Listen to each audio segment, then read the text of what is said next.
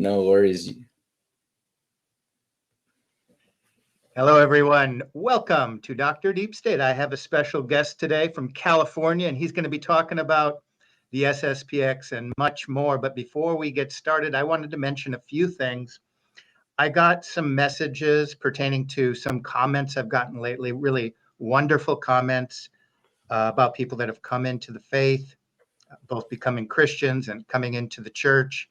And I'm very humbled by these, and I'm really speechless. So I'm glad to have you all aboard, which brings me to the next topic. I think Will and I are going to start maybe shifting things to have a backup and probably go to locals. So we're going to look into that. And what I'm really looking for is a sense of community.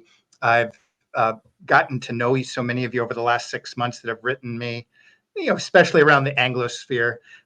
So I want to build up a bit of community that way. So we're looking forward to doing that, and we'll let you know about that in the probably days or weeks ahead. We're going to get going on that. Finally, for anybody that watched the video yesterday with Theo Howard and Father Maudsley, Will brought up the last chapter in Pursuit of the Metaverse. Does that look a little blurry there? You get the idea. In Pursuit of the Metaverse. So yes, that does end with the final chapter when Christ becomes hate speech. Father Maudsley has a small feature because the central piece of all his work is that we need to identify this enmity, as the church has always done, for liturgical reasons, for theological reasons, and in order to reaffirm the social teaching of the kingship of Christ. And so I'll put links in the description. So I'm still in sales mode with that book. Everybody that has bought it, thank you so much. It is a dense one, and there's different topics. Some gets a little more philosophical, some's a little more easy reading, a little more historical. But yes, the climax of this project is the hate speech and eventually the Noahide laws, which is prophetic. My first book, Seeing Through the Singularity, also concluded as I juxtaposed the church tradition and the Kabbalistic tradition. It also identifies the Noahide laws and all the little tricks and propaganda of the Kabbalistic tradition that entered both our countries around the world, our cabinets, our assemblies, and our churches in order to skew our minds in the direction of this project so that we're so propagandized that we actually support the building of this Antichrist system. And it's important. So part of what we're doing with our series that we'll presume tomorrow night, which is going to involve reclaiming reality, is figuring out how to get a lot of those hooks out of us, how to enter into personal holiness, and to, again, restore ourselves in the tradition. So without any further ado, my guest's name is Herman Jimenez, and he's from California. He's laughing because I stumbled over that. And I'm learning to do the H's, everything where I live, everything's the H's. Okay. So he can correct me a little bit. So we've got to be friends over the last several months. He's from California. He's just going to talk about himself a little bit, his experience coming to the faith, and eventually his experience coming into SSPX and his publication out there. So you are in sunny, funny California, in the Los Angeles area. Sun and fun. Gavin Newsom. We don't have to get into the politics out there. Maybe a little bit. How you doing, Herman? Nice to see you. Welcome to Dr. Deep State. Thank you. Peace and blessings to you, Dr. Haugen. Thanks for having me. Yeah, I think even the Gavin Newsom thing kind of ties into my heading towards the society or finding a chapel, since during the lockdowns, like Father Burfitt of the society was the one that kind of actually sued Gavin Newsom to keep his chapel open and everything like that, and allowed me during the lockdowns to kind of find the way. So, but yeah, I'm here in the San Fernando Valley, so a little north of downtown. Raised Catholic, but in the Novus Ordo. So I would say deep in my faith, probably around 2017, when I had like a I would say it not even a reversion, but a true conversion of what the understanding of, I guess, the church, the Catholic faith, apostolic faith, especially coming from kind of like, I would say, St. Augustine's kind of life. I was in a secular world, um, trying to find truth. And I think, I don't know if it's a real quote, but in the movie, Ambrose tells Augustine that, you know, if you're looking for truth, truth will find you. And then, which is truth being Jesus Christ. So during 2016, 2017, I had probably a prominent job that I really enjoyed as a professional photographer. Was doing commercial photography professionally, and then my personal life was falling apart. In that sense, I had everything in the world that I really dreamt of having, but then, um, like, I guess, quoting Saint Augustine, my heart was restless for so many years, you know. So then, uh, personal life fell apart in that sense, and then began to see the truth of the church. Read I was thankfully, my priest in my parish introduced me to confessions. So I started reading Augustine. And then from there, started to dive into tradition and, praying. Um, I wanted to be a religious monk for quite a while. So it's been quite a journey, probably, um, obviously coming up on 7 years now. Um, but that didn't kind of uh, work out in that way. I guess God's providence was more towards like the healing of my heart in finding, I guess, discipline in my life, and obviously abandonment to providence was kind of, that's why I really found Franciscan spirituality really amazing. Really grounded me into kind of pursuing what became Le Shade magazine, um, which is kind of like, I would say, a play on words, because when I was in the world, it was, everyone says like they throw shade, and the world is really, in that sense, full of darkness and shade. But I wanted to transition that from like the brand I had in the world to something for the church and for the glory of the church, which the shade in that sense represented to me when I came from the darkness to the shelter of Our Lady, which is like, it really was inspired by Psalm 90, 91, depending on obviously the translation, but just being able to be sheltered by God in the church, in the sacraments, especially the priesthood.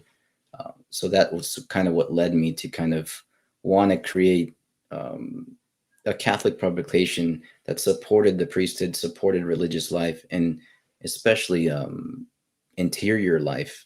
The discovering that, especially coming from the feast of the Assumption, seeing the Holy Ghost as that way to kind of grow that seed of Christ in us, and being able to like live in the unitive way, as you've mentioned with Aaron in your talk.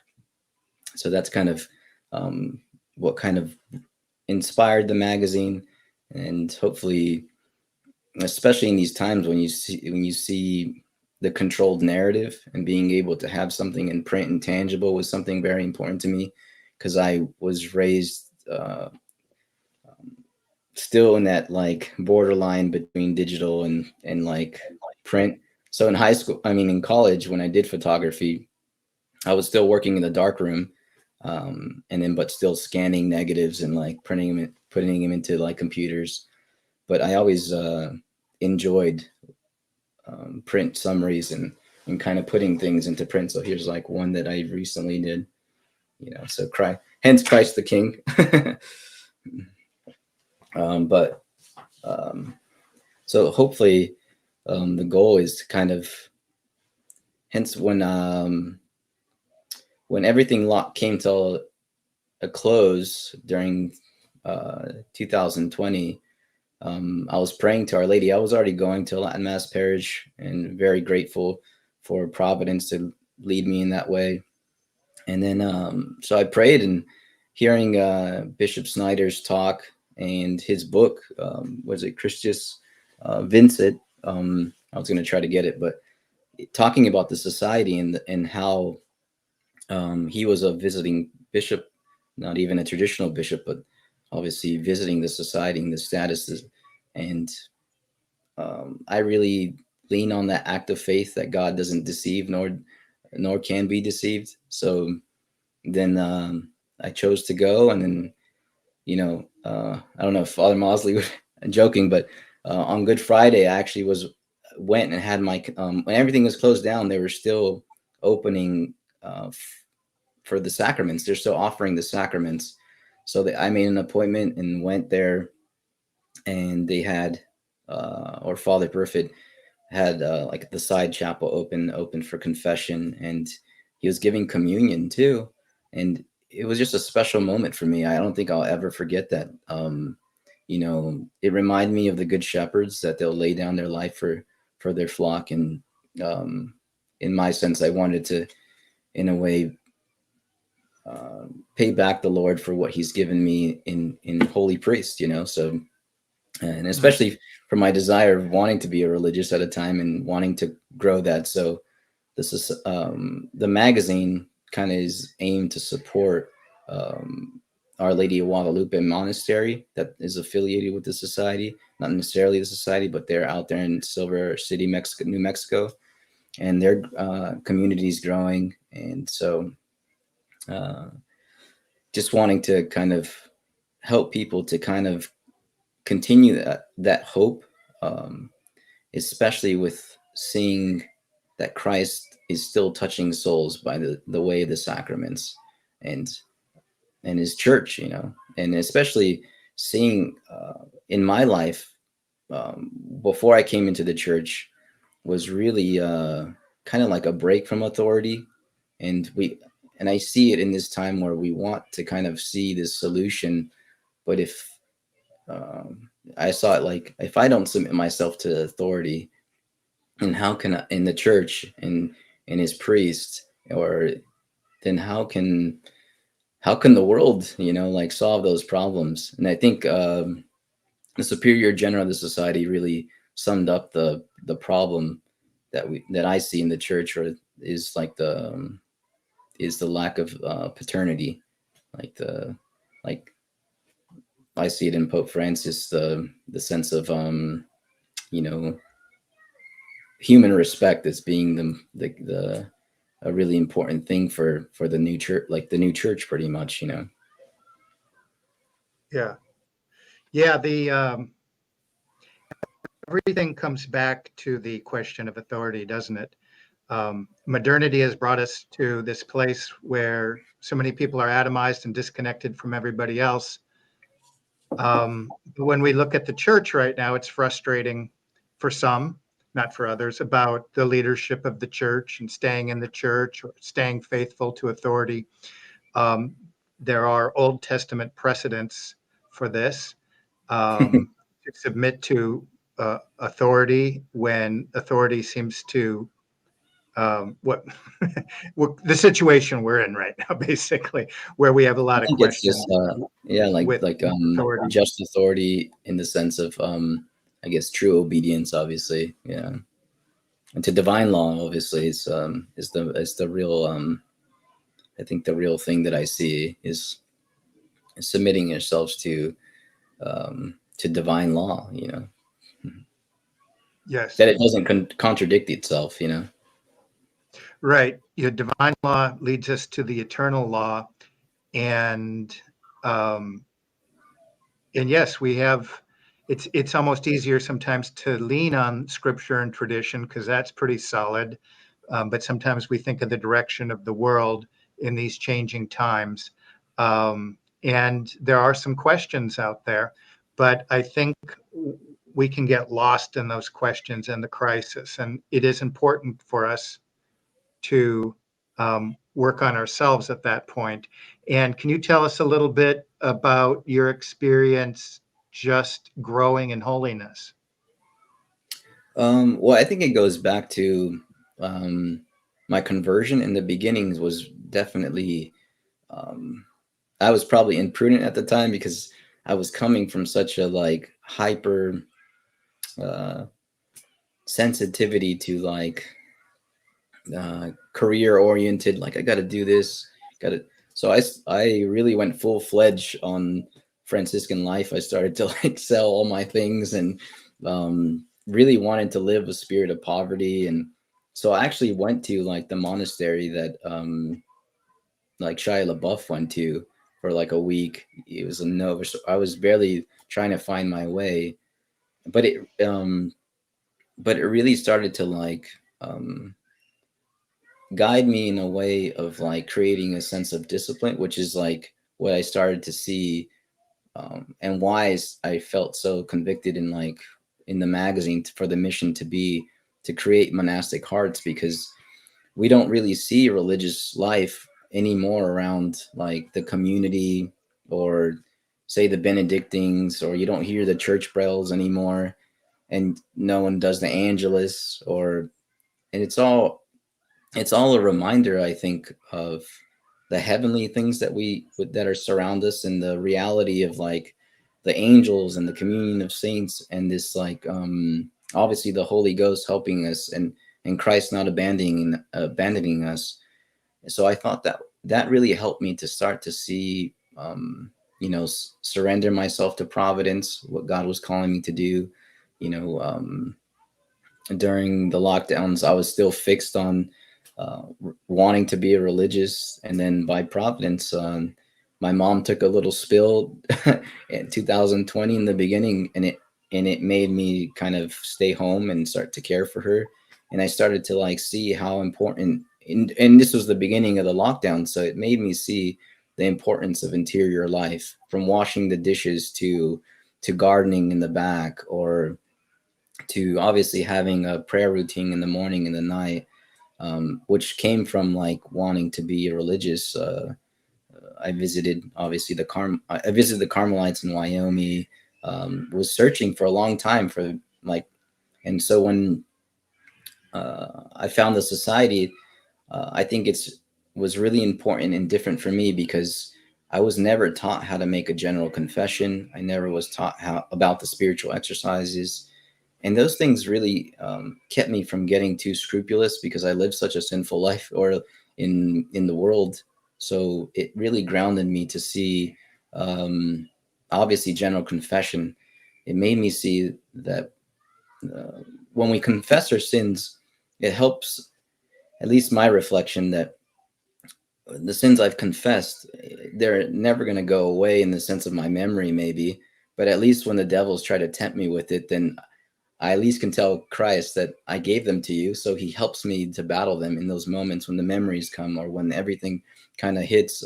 So to have a general confession, and from like the day of, just from necessarily from every breakdown of your life, from your professional life to the day you're in high school to the day you're, so it was really great to hear. And then, so there's like the society works with Father Alphonsus Murray, I think his religious name is, and he goes around, preaches missions, and then he also works with the society to do general confessions. And so he taught like at the retreat, or even at our chapel, how to make a general confession, and that kind of really began to, I guess, grow my spiritual life to more realize that importance of in the interior life, surrender to divine providence, and and also like, I think you and Aaron hit on something very important too, is um, the life of grace, and the works that you do needing to be in the state of grace. So the shade for me was like hoping to draw people to that life of grace, and being in the life of grace. So like in Psalm 91, that those who dwell in the shelter of the Most High are protected by God.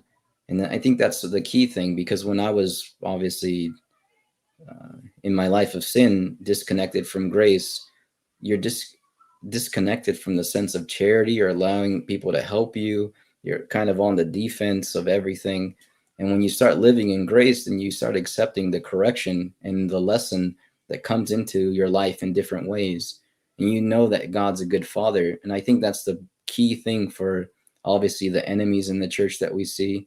They have this disconnect from seeing who God is and seeing that God is a good father no matter what the situation is, because he does everything for the good of our souls and our salvation. And I think that's what hence I think the crisis is rooted in the sense of disconnect from paternity, and the crisis of paternity and fatherhood and the priests. We should love our priests, because I mean, I was just reflecting yesterday to think that every time I go into the confessional and I tell them my sins, and even then they keep telling me and counseling me and kind of encouraging me. It's a great thing of fatherhood, even though we fail them constantly in that sense that they're teaching from the pulpit and they always see us fall or not keeping what they're trying to teach us, and they continue to like want the best for us, and obviously through the sacraments, you know. So I think that's um, led me to kind of obviously appreciate the priesthood, which grew I guess appreciation that like Christ didn't abandon me when I lost my father when I was like 17 or so, you know, and seeing that, you know, if you don't have that spiritual guide or mentor, or even like St. Francis de Sales says, you know, like submitting your will to someone that's obviously trying to live the commandments, to live a holy life, even if it's not necessarily a priest, or but trying to like see that authority working in your life really began to help me. Because if not, like I did when I was in college, I pretty much abandoned my faith, didn't nurture it in that sense. So when I lost my father, it was like looking for, you know, who's going to guide me, and it was like professors or other people, and then it didn't really, obviously it didn't lead to like the faith. Or and I think that's what you said, and what is important for that fellowship. And I think society itself in this chastisement, I think, is that we've catered to human respect, so we've removed ourselves from the kingship of Christ in public life and social life, and now we're seeing the consequences of that. So to me, what is important is like trying to grow that in the home, so that it starts to begin to go out into into family life, or obviously grow it into your soul. It grows into the home, and it grows into vocations, hopefully, and then it starts to grow out into the world again. But um, so hence my importance for like religious life, and my love for religious life and monastic life really helped me to kind of start putting the pieces together for myself and my spiritual life, creating I would say a rule of life in a sense. So hence why the society itself has like a little book that they do for the third order of the society, and or any other third order that's I know the Benedictines also have a third order oblates too. So something that gives you a rule of life is really important, kind of a structure to kind of ground yourself when no one else is around. Hence the Protestant um, kind of downfall that's entered into the church. It becomes, it's not to say that we shouldn't be somewhat gathered in society and kind of helping each other, encouraging each other, but that's not all the time possible. So have to have some kind of foundation to kind of keep you going, to pray when it's dry, or keep you united to the Holy Mass when there's no one else around. Oh, you can't get there, like the lockdowns too. So I hope that that kind of helps with explaining a little bit of my diving deeper into spiritual life, and the key to kind of I think the key for me was the Trustful Surrender to Divine Providence was a book that was suggested to me during my retreat. I would suggest that to Yeah. many people. Say it one more time. It's this one.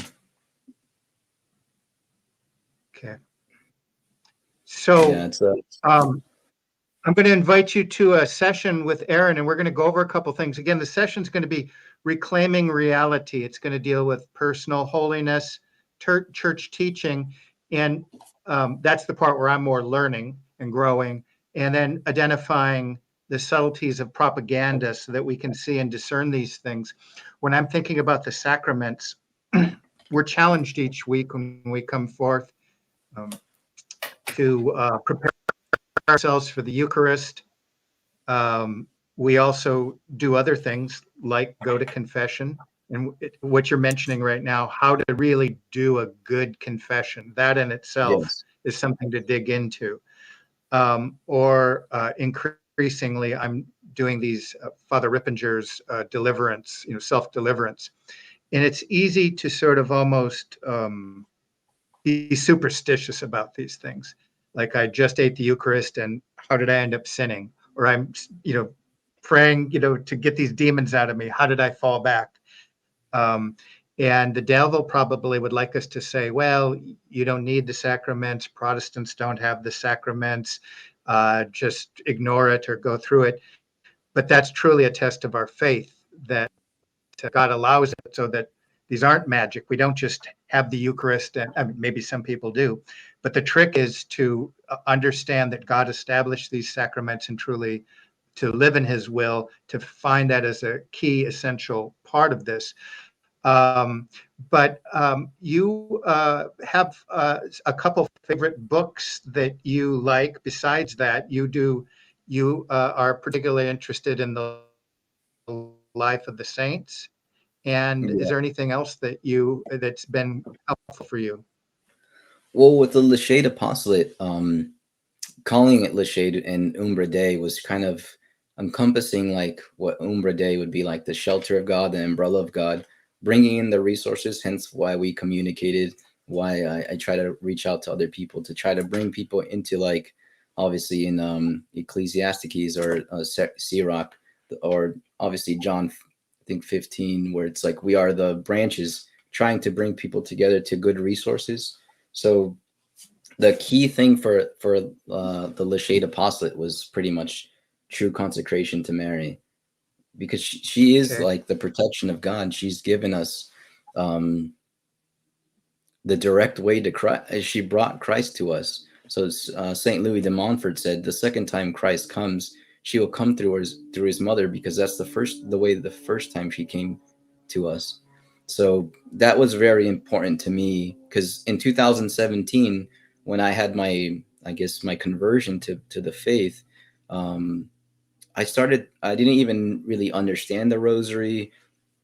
And I had obviously, like I said, been baptized Catholic, um, but it was never really instilled into our lives. My parents were immigrant from Mexico, so I didn't really see confession or praying the rosary.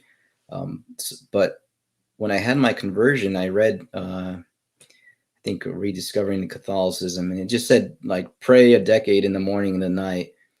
So when I was in the mud still trying to get out, uh, I started to kind of just pray that. Even when I was like partying and doing all those things in the morning, I would still wake up and like pray. And I think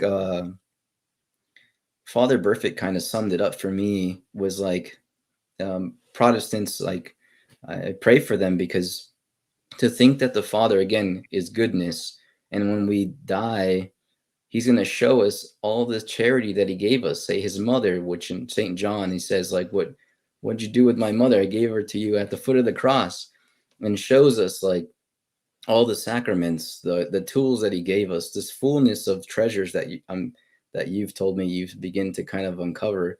And then it's not that He condemns us, but I would say like we condemn ourselves. We're full of guilt to see that we didn't take advantage of all these things that He gave us to help our salvation.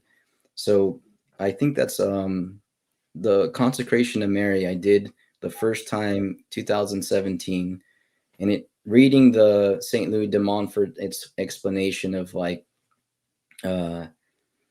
true devotion, not like a superstitious way of like thinking about it, but really like what the saints saw as a means to grow the seed of Christ, because she, like, I guess in the true sense, is the, like what St. Louis de Montfort says, is the tree of life, because she gave fruit to Christ.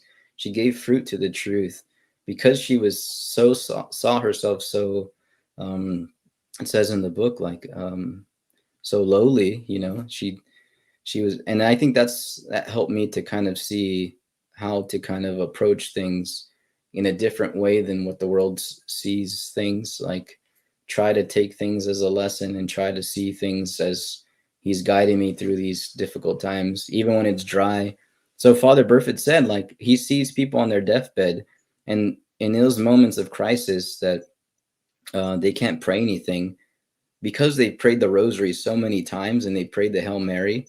The last thing they're able to say is the Hail Mary, because their minds are not there, or like they're struggling or they're battling. And then when they're saying the Hail Mary, he's, from what I remember, don't want to quote him exactly, but he says that he starts to see a sense of peace, and especially when they receive the last rites. And I think that's the same thing when I saw the lockdowns, when I wasn't able to kind of get out to like the communal aspect of the church, able to just pray the rosary, or um kept me united to that life of like of grace, the holy sacrifice of being able to continue like Mary to say like thy will be done, that let thy word be done into me in all these things. That's what when I think of the rosary, when I think of the angel Gabriel's words to Our Lady, and think of how Our Lady responded, thy will be done, in every moment, thy will be done. And that kind of helps me like to think like in the agony in the garden, when I'm maybe feeling depressed or something like that.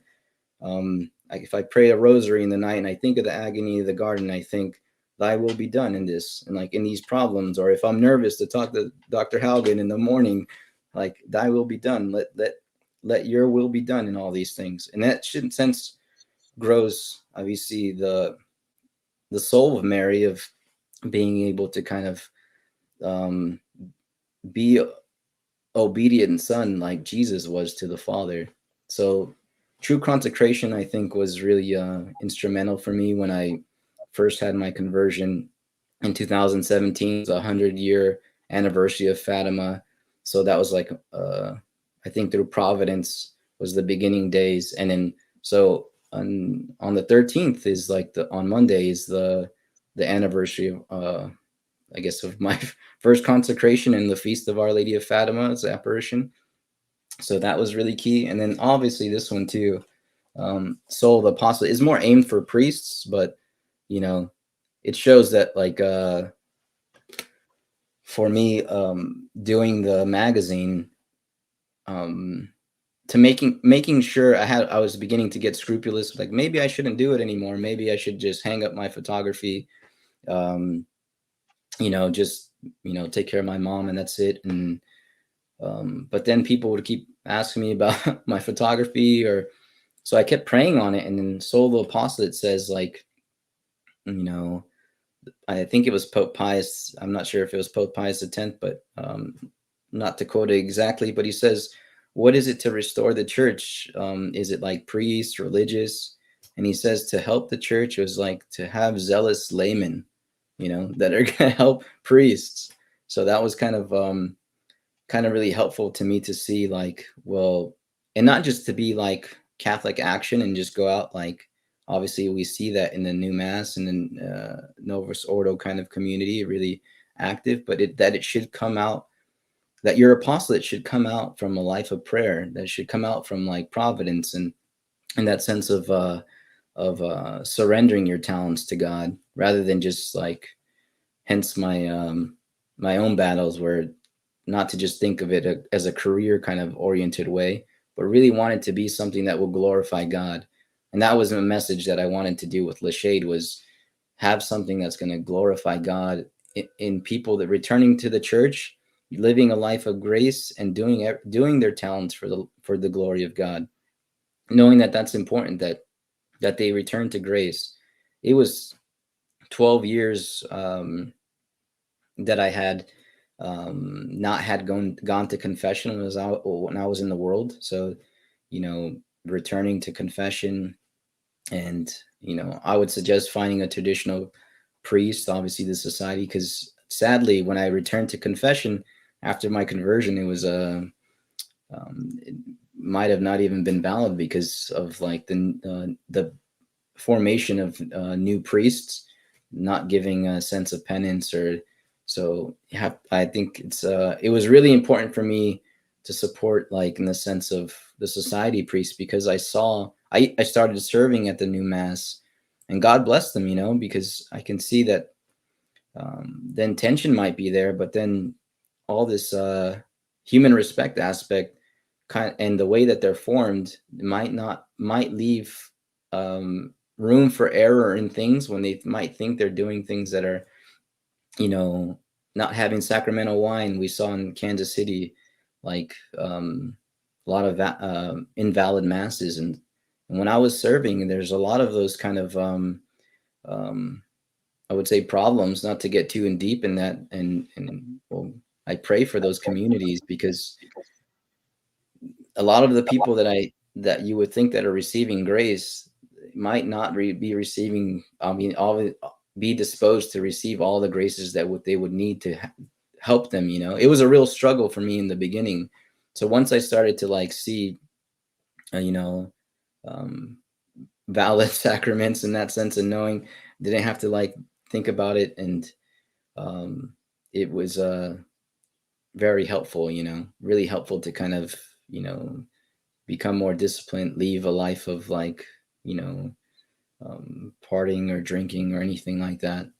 So it's really, um, Soul of Apostolate helped me in the sense of realizing that everything should be a fruit of prayer. Yeah, a lot of people, I've heard this story, the lockdowns brought them, I think church attendance in Christianity generally has went on a massive decline, but the traditional mass seemed to kind of reap some more people from it.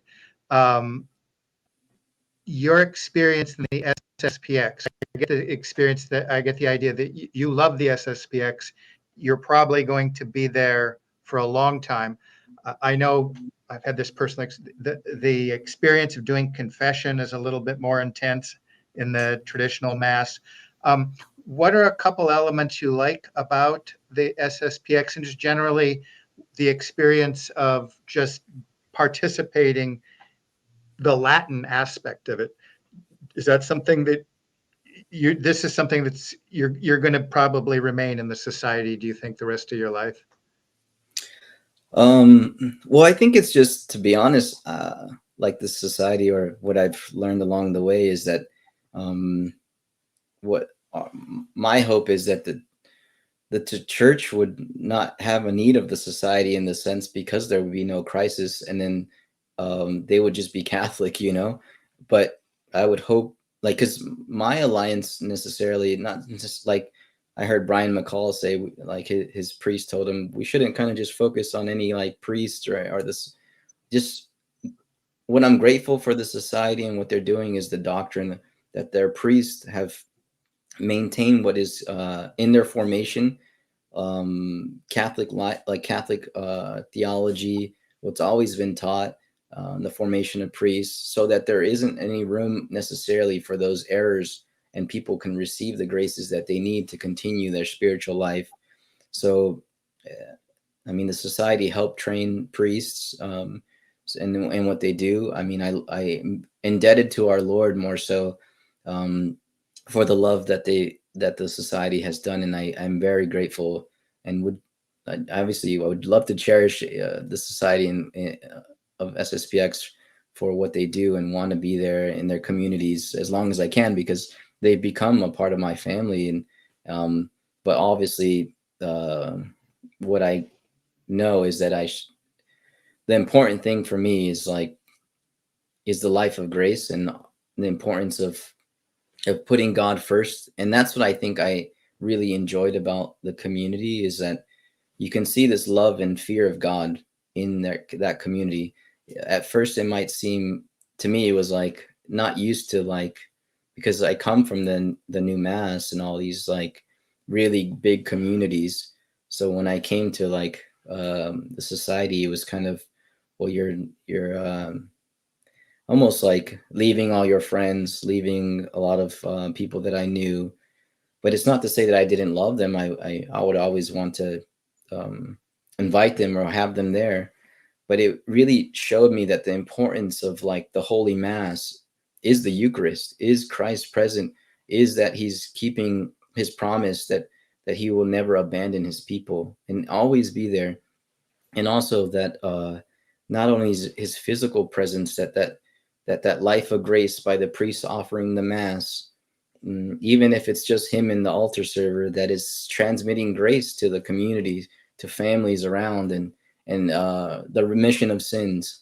So I think for me, it's important what the society is doing because of their missionary zeal, which I definitely am really attracted to, because hence the life of Saint Francis and the missionaries of California and all these priests that before them. It really makes that connection for me. Like I really was searching for a third order Franciscan community, or like order of penitents, and well, most of the third orders are like really liberal in that sense. So a lot of the doctrines kind of mixed up, and so the society for me in the third order kind of is really hoping to kind of be a third order of the society, because it reminds me of helping the priests that are really missionary priests, that they go like Archbishop Lefebvre to wherever is needed, especially in these time of crisis, like that there's a lot of places don't have uh, the Roman Rite, and they don't, and they can reach out to the society and hope that the priest can go and visit them. So that really is a really a beautiful thing for me. Yeah, two things that strike me about the value of the traditional Mass is this grand convocation, invocation, participation in this language that's been spoken, that's fossilized, so that we're all kind of using each word in the same way. So this kind of thing, when we get outside of me and my age and kind of think that it's this the fullness of faith in that way. But the other thing I think that's important, and I got this from Archbishop Lefebvre, They Have Uncrowned Him, was a book that really moved me, was that liberalism, classic liberalism, is antithetical to the Catholic tradition. And these are the little things that are inside of our lives that we've compromised with so long. And it's not until we identify those that there's a tension there, there's a contradiction there, that we are really truly to identify and participate again and reclaim the kingship of Christ. We have to identify that sometimes compromises with liberalism is it's an entry point into worldliness, to put it kind of simply. But I want to kind of pull things together and have some of your last thoughts. And I'm going to, If I can add I'm to going that, to actually, just out. Yeah. um, going for your like last question on the society and if I would want to be there, it was the first time that I've ever heard a bishop from the pulpit preach on like the Masons and the infiltration of Cardinal Bonini's teaching from Bishop Tissier, which is one of the consecrated bishops of the society. It was so edifying for me to hear a successor of the apostles speak that way about the Masons, about enemies of the church, of I guess the ambiguity and the errors in Vatican II. It was really a beautiful thing that to see that being taught, especially for a man that's now discerning if I'll be called to like, if not that I'll be called, but discerning marriage maybe, and wanting to see like, well, if I'm a father, that's going to teach, like St. Augustine says, the father of the household is like the bishop of the household. So like if I'm going to teach my family, like it's important for me to have that doctrine being taught from the priests, you know, or the warnings from the bishops and the about certain things. And I think that really was a beautiful moment to me to hear, or even the book on they have uncrowned him, how Archbishop Lefebvre was really like, you know, really direct in things, and really it just seems so fatherly, you know, like there's they would say it's black and white, but it's something that I guess leans towards the masculinity of wanting to know, all right, this is like the path I need to go to, this is what I need to avoid. And what the fathers teach that way is really edifying for me, when it's so direct, where it's like, I know, or even preaching about abortion and all these evils, and I know I can see how in the new mass, like that kind of preaching builds up sentiments and all these things, and why it could be more of a like effeminate type of environment, because when a good priest is teaching things, it's trying to reach the man of the house to kind of be able to kind of protect and defend, obviously seed the faith, without this the emotions that can kind of rise and kind of get us. Sometimes it's challenging, you know, and I think that goes back to the beginning of our talk, was that sense of authority and being able to trust it in a way, because then I'll hear the priest and I'll think, maybe I'll have my doubts because of my past life and rebelliousness, but then because of grace, I think I'm able to try to pray to like respond to that grace, be able to like not have those doubts, and trust that God's working through holy priests or the fathers to kind of be obedient to that authority and what they've taught me in their counsel and their words, and trust in that. I think was really important for me. So when I heard Bishop Tissier preach like that, it was um, really, I guess, a moment I won't forget. Excellent. Well, I'll pull things together and go full circle here. Am I getting it in there? In pursuit of the metaverse. It's not showing up on the camera here. In pursuit of the metaverse. The final chapter, when Christ becomes hate speech, and Father Maudsley brings together the importance of identifying the enmity, which I began my first book, Seeing Through the Singularity, the first prophecy of the Bible, the enmity between the two seeds, and its conclusion, which typologically we might be getting toward right now.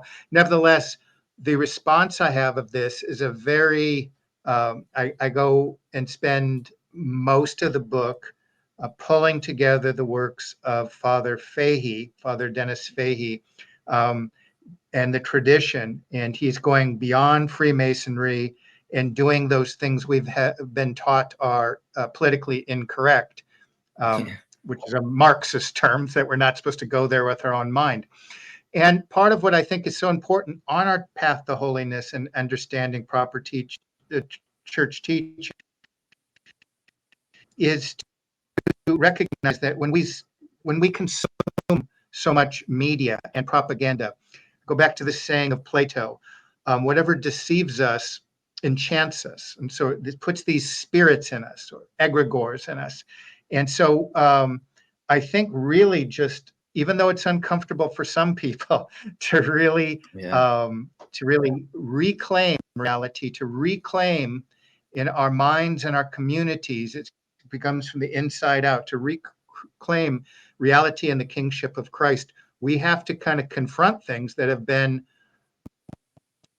swept under the carpet. And until we do that, we're going to be continuing in the same direction, I think, both spiritual, individually, in our communities and in society generally. So I wanted to be very fair to him and put as many things, but it's raw.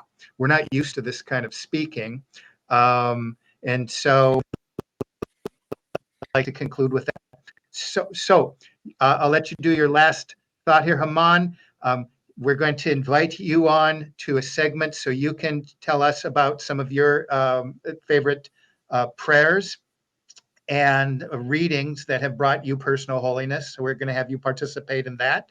And for the day, do you have any final thoughts? Well, I appreciate your work that you're doing, because I think that's the key of going into the root of the enmity of the real battle between the children of light and the children of darkness. And I really, going back to the Lachade Apostolate, the patrons that I chose were Saint Maximilian Kolbe, because he created Militia Immaculata, which was, and he did a magazine and a radio, using tools to kind of battle against the propaganda of the Masons and other things, and the enemies of the church. And Saint Therese, because she's the patron of missionaries. So that was kind of, and obviously Our Lady of Guadalupe, because she kind of dug me out of the pit when I was lost, and she really became that star of the sea to kind of be able to find and navigate my way towards the church, towards its apostolic faith, and really became like she's like the in Sirach 24:24, the mother of fair love, of confidence. And that's kind of what showed me to continue to kind of just try to plant the seeds where I could, and still continue to, you know, hopefully just reach one soul at a time, as like my friends would say, to kind of help give a little bit of what I've learned along the journey, and um, help people to see that the church is a true shelter, you know, a true, and Our Lady too, that she's a great gift from God to kind of help and obviously grow deeper in that interior life, that helps us to kind of say, in this time where we see persecution, to not abandon charity, and not to be indifferent to charity, and not to not love our enemies in the right sense, to give them the truth, which is um obviously showing them what you've hinted on in that enmity, that you know, Cain and Abel, or the brothers of Joseph and Joseph of Egypt, of being able to like see that God's a loving father, rather than the other side, where your guilt and your, and obviously mortal sin, will create this vision of God that he's not like, he's not loving, you know, and he's not good, and he's not. And I think that's, if if people don't get baptized, then they're stuck in that sense of blindness. And I think that's why the church is such a gift, because if Christ was the most obedient son, and we get baptized into his life, then we get to see what God the Father really is as a loving father, giving us the church as a mother, obviously tying us to this greater treasures, a whole family, that it's a family. So I think that's kind of what I would leave on, that Le Shade magazine is really that draw to the protection of God, to rest under him, because when I was in the world, there was no sense of rest. It was kind of, um, and I say that in the right sense, because it's still a battle. I try to fight the good fight, as I tell my friends, but at least the rest in the mind of your conscience, that you're not just weighing on your guilt and your mistakes and all these things, but you're able to see that God is a merciful God, and he's and as you say, Jesus being king of our hearts, and thus society is the, I think, is the only solution, because if we've catered to human respect in the world of our education, healthcare, to leave him out, then we're only seeing the product of, I guess, our sins. So the way that we can, like Saint John the Baptist says, is find repentance and be able to like see the kingdom is at hand, and bring that loving kindness, show people that the church is truly the Catholic Apostolic Church is the only church, because Christ doesn't have multiple brides. He's faithful.